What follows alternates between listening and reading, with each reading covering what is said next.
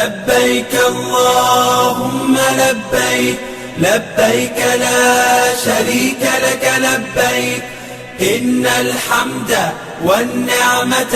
لك والملك لا شريك لك. السلام علیکم، میں ہوں نور العارفین صدیقی اور آپ دیکھ رہے ہیں عارفین نامہ. جناب من تھا جس کا انتظار وہ شاہکار آ گیا کہ مصداق.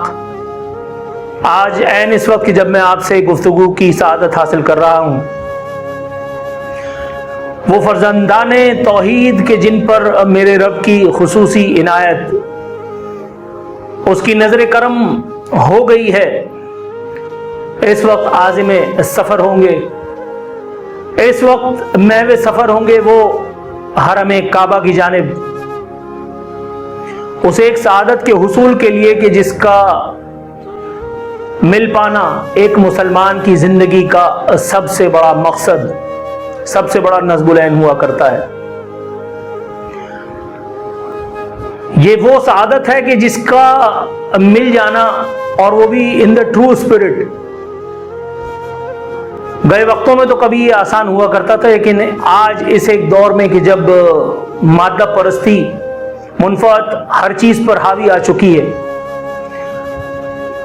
اس وقت اس ایک سعادت کا مل جانا زندگی کی کشاکش میں، عین اس وقت کہ جب آپ کی ہڈیاں نہ نحیف و نزار ہی ہوئی ہوں اور نہ ہی آپ زندگی سے بیزار ہو گئے ہوں، کیا کہنے میرے پروردگار عالم کے. لبیک اللہم لبیک کہتے وہ لاکھوں فرزندان توحید کہ جو اس سال بلکہ ہر سال جب کبھی ان کو موقع مل جاتا ہے اپنے رب کی بارگاہ میں حاضر ہو جاتے ہیں. حاضر ہیں اے رب کعبہ، اے میرے رب، حاضر ہیں کہتے ہوئے. جب تک حرم کعبہ کا یہ سفر میں نے خود نہیں کیا تھا، مجھے اس کے مطالب اور معانی، اس کے مفہوم اس سے آگہی حقیقتاً نہ تھی. لیکن اب جبکہ ایک مرتبہ اللہ رب العزت نے مجھے وہاں بلایا، مجھے اپنا مہمان بنایا، میں عازم سفر ہوا. عمرے کی ادائیگی بھی اللہ رب العزت نے کروائی، اور وہ بھی عین اس وقت کہ جب زندگی کی دھوپ میں جل کر خاکستر ہونے کو تھا، جب میرے پاس متاع حیات کا بہت تھوڑا زادرہ بچا ہی تھا، اور میں ایسی زندگی کا سب سے بڑا جس کو کہتے برے معنوں میں کہا جائے گا، اردو کے معنوں میں مت جائیے گا، میں ایسی زندگی کا سب سے بڑا جوا سمجھ کر کے کھیل گیا. اور میں نے اپنے رب سے کہا تھا، پروردگار بس میرے پاس یہی کچھ ہے، تیری راہ میں حاضر کیے دیتا ہوں. اس ایک سفر نے مجھے بتایا کہ مدینہ منورہ حاضری کا مطلب کیا ہوتا ہے. اس ایک سفر نے مجھے بتایا کہ ریاض الجنہ میں نوافل کی ادائیگی کے لیے اپنے سر کو جھکانے کا مطلب کیا ہوتا ہے. اس ایک سفر نے مجھے بتایا کہ جب آپ نبی مہربان حضرت محمد مصطفیٰ صلی اللہ علیہ وآلہ وسلم کے مزار مبارک، جب آپ ان کی تربت پر حاضر ہوتے ہیں اپنے کپکپاتے ہوئے ہونٹوں اور لرزتے ہوئے وجود کے ساتھ، تو آپ کی کیا حالت ہوتی ہے. اس ایک سفر نے مجھے بتایا کہ کعبے کے پہلے منظر کو دیکھ لینے کے بعد انسان کہاں پہنچ جاتا ہے. نہ اسے باپ یاد رہتا ہے، نہ ماں، نہ اپنے عزیز رشتہ دار، نہ بیوی بچے، نہ زندگی کی کشمکش، نہ جدوجہد، نہ پریشانیاں. اس کو صرف ایک ہی جستجو رہتی ہے، اور وہ یہ کہ کسی طرح سے میں اپنے رب کی معافی جو ہے وہ حاصل کر سکوں. اپنے رب کی رضا کا حصول اس کے لیے اولین ترجیح ہوتا ہے.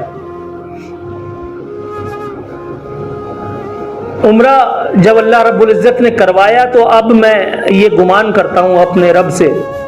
کہ ایک نہ ایک دن میرے رب کی نظر انشاءاللہ تعالیٰ دوبارہ مجھ پر پڑے گی، اور ایک بار پھر اللہ رب العزت ان لاکھوں خوش نصیب فرزندان توحید کی طرح جو اس سال بھی لبیک اللہم لبیک کی صدائیں دیتے ہوئے عازم سفر ہوں گے، ایک بار اللہ رب العزت مجھے اور میرے اہل خانہ کو بھی اپنے گھر اپنے نبی کے دیار پر حاضری دوبارہ نصیب کرے گا۔ میں جب تک مدینہ اور مکہ نہیں گیا تھا، کاش کہ میرا یہ جانا عمرے کے بجائے حج کے سلسلے میں ہوتا، لیکن انشاءاللہ اللہ نے چاہا تو ایسا ہوگا۔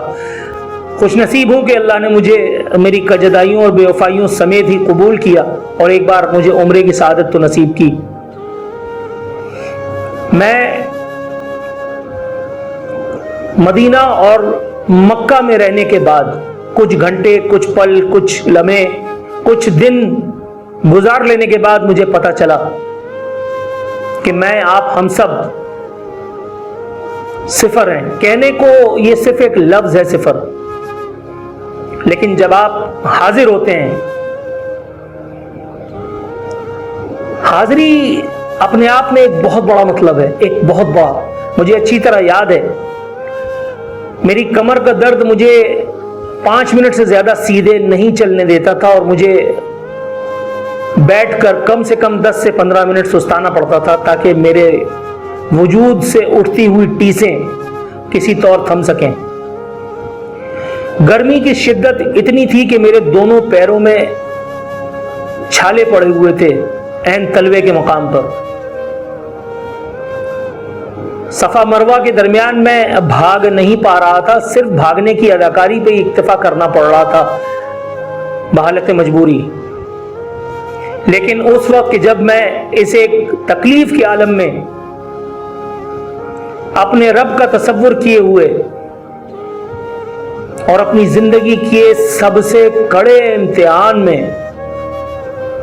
اللہ اللہ اللہ کرتے ہوئے، بل بلاتے ہوئے دوڑ رہا تھا، تو مجھے پتا چلا، تب مجھے سمجھ میں آیا کہ اس وقت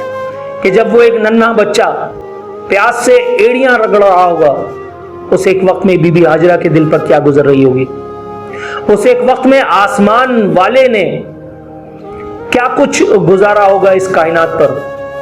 اس ایک لمحے فرشتوں نے کس طرح سے اپنی آہو فغاں کو قابو کیا ہوگا۔ لیکن یقین جانیے،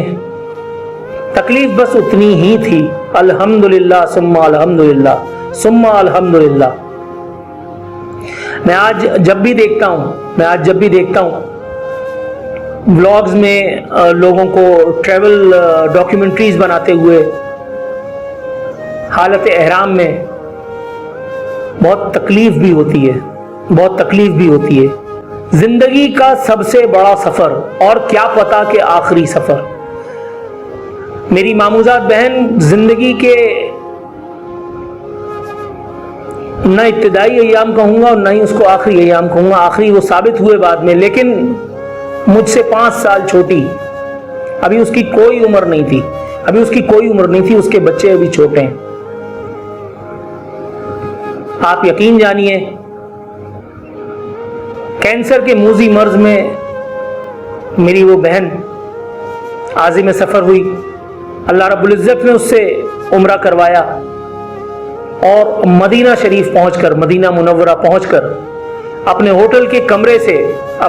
کمرے کی کھڑکی سے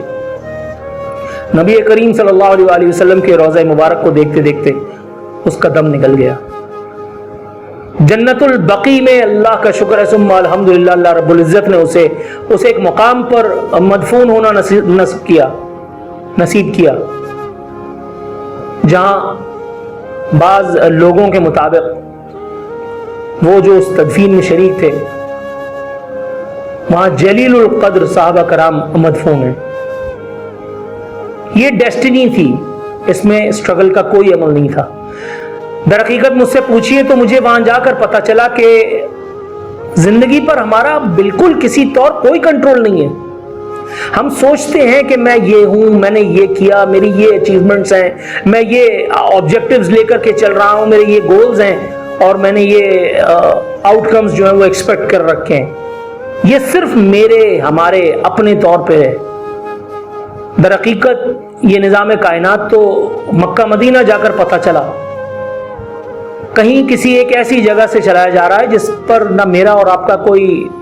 کنٹرول ہے، کوئی دسترس ہے، اور نہ ہی ہم اسے دیکھ ہی سکتے ہیں، بس اسے محسوس کیا جا سکتا ہے۔ وہاں جا کر مظفر وارسی کا وہ شعر سمجھ میں آیا، کوئی تو ہے جو نظام ہستی چلا رہا ہے، وہی خدا ہے، دکھائی بھی جو نہ دے نظر بھی جو آ رہا ہے وہی خدا ہے۔ اللہ رب العزت سے دعا کرتا ہوں پروردگار عالم جتنے جتنے جتنے فرزندان توحید دنیا کے جس خطے سے جس ملک سے بھی عازم سفر ہوئے ہیں، پروردگار سب کو بخیر و عافیت حاضری نصیب کرے۔ پروردگار عالم سب کی تمام جملہ عبادات کو، ریاضتوں کو قبول و منظور فرمائے، اور پروردگار مجھ سمیت، میرے اہل خانہ سمیت، آپ سمیت، ہم سب سمیت ان تمام لوگوں کو جن کے خواب و خیال میں، جن کے وہم و گمان میں بھی کبھی سفر مکہ اور مدینہ نہ آیا ہو، اللہ رب العزت ان کو بھی عزت، احترام اور پورے وقار کے ساتھ عازم سفر کرے۔ یہ وہ سعادت ہے کہ جس کے لیے بڑے بڑے اشخاص نے، بڑے بڑے افراد نے، بڑی بڑی ہستیوں نے، بڑے بڑے مراتب والے لوگوں نے دعائیں مانگی ہیں، اور یہ وہ مقام ہے کہ جو بڑے بڑے پیسے والوں کو بھی نصیب نہیں ہوا۔ سعودیہ میں رہ کر، آس پاس کی قرب و جوار کی ریاستوں میں رہ کر سالہ سال پیسے کی دولت میں گنگا میں نہا لینے والے کتنے ہی ایسے بدقسمت میں نے دیکھے ہیں جنہیں یہ حاضری نصیب نہیں ہوئی۔ تب سمجھ میں آیا کہ فَبِأَيِّ آلَاءِ رَبِّكُمَا تُكَذِّبَانِ کے معنی، مطالب اور مفہوم کیا ہیں۔ تب سمجھ میں آیا کہ ہم کتنے بے بس ہیں۔ تب سمجھ میں آیا کہ حضرت علی کرم اللہ وجہہ نے کیوں فرمایا تھا کہ میں نے اپنے ارادوں کے ٹوٹنے سے اپنے رب کو پہچانا ہے۔ آج جس وقت آپ سے گفتگو کا شرف حاصل کر رہا ہوں، پہلی حج فلائٹ اپنی منزل کو جا چکی، حج آپریشنز کا باضابطہ آغاز ہو گیا ہے۔ اللہ رب العزت سے دعا ہے پروردگار عالم ان تمام لوگوں کو جو عازم سفر ہوئے ہیں، ان کی تمام جملہ عبادات، حاجات، خواہشات، ضروریات کو غیب سے پورا فرماتے ہوئے پروردگار میرے، آپ کے، ہم سب کے لیے پروردگار کوئی غیب سے ایسی صورت پیدا کر دے کہ یا اللہ ہمیں بار بار تیرے حرم، تیرے نبی کے دیار کی حاضری نصیب ہو، ہمیں بار بار عصر اور مغرب کا درمیانی وقت حرم مکہ اور مسجد نبوی میں عین روضہ رسول کے سامنے درود شریف پڑھتے ہوئے نصیب ہو۔ مجھے یاد ہے اپنی وہ دعا، اور مجھے پتہ ہے وہ دعا قبول ہوگی، مجھے پتہ ہے وہ دعا قبول ہو چکی، کہ جب میں نے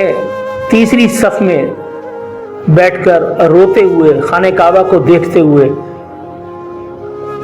اور اپنے رب سے دعا مانگی تھی کہ پروردگار مجھے میرے اہل خانہ سمیت بار بار یہ وقت، یہ مغرب، یہ عصر، یہ نمازیں وہاں نصیب کر، ایک ذرا توقف